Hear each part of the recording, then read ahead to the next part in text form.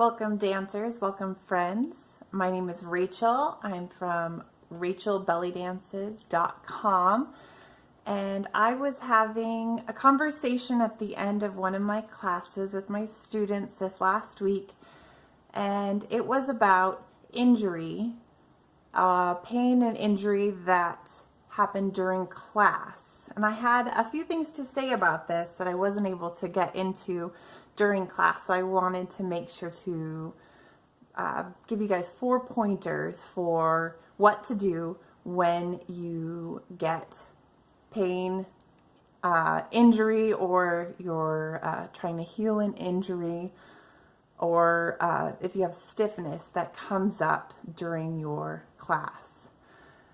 And another thing is, I want everybody to be able to come to my classes and have a wonderful time, have a great workout, learn a new skill, and I don't want anybody to be injured. I don't want any pushing through the pain. I don't want any injuries cropping up, none of that. It's a beautiful dance that everybody should be able to do. For exercise, for fun, for all of those reasons. So my 4 tips. Number 1, if you are dancing during class and you get some stiffness or pain that feels like maybe shouldn't be there. Not muscle pain, but a little sharpness, a little more discomfort. Then first thing I would recommend is checking your posture. We always want to make sure that we have our feet hips width apart. We want to have a nice soft bend in the knee. Check your pelvis. Make sure you're in a neutral pelvis for yourself and that you're not tipping too far forward or back, because that can cause pain in your back and your knees and other areas. So first thing, check your posture. Your teacher can help you with this to see if that can help address the pain that you're feeling during class. Second is, I want you to be able to adjust the size of your movement.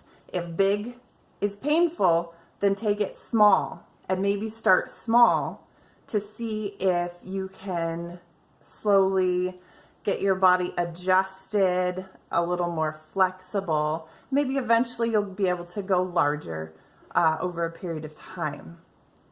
But you can always adjust the size of the movement. That's what's so wonderful about this dance, is it's beautiful whether you can do big or small or anywhere in between. My third thing to do if you come across pain during a class is to modify the movement. I want you to be able to slow it down to whatever speed you need. You can always slow it down. And I want you to be able to maybe use a different muscle group to get the same movement. For your hip lifts, you can use more oblique up in your abdominals, or you can use more of your leg. You can use your glutes. So being able to talk with your teacher or try a few different ways is another way you can modify the movement so that maybe you can do it without pain. Number 4 is take a break, stretch, or skip that move altogether. I want you to know, especially for my classes, I want you to be able to not do something that doesn't feel right.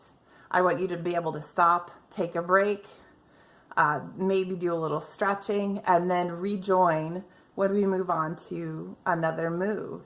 So those are my 4 tips. And if you know you have an injury and you're coming into class, I do want you to take extra care. If you have a shoulder injury, maybe you don't want to do any shoulder movements or arm movements.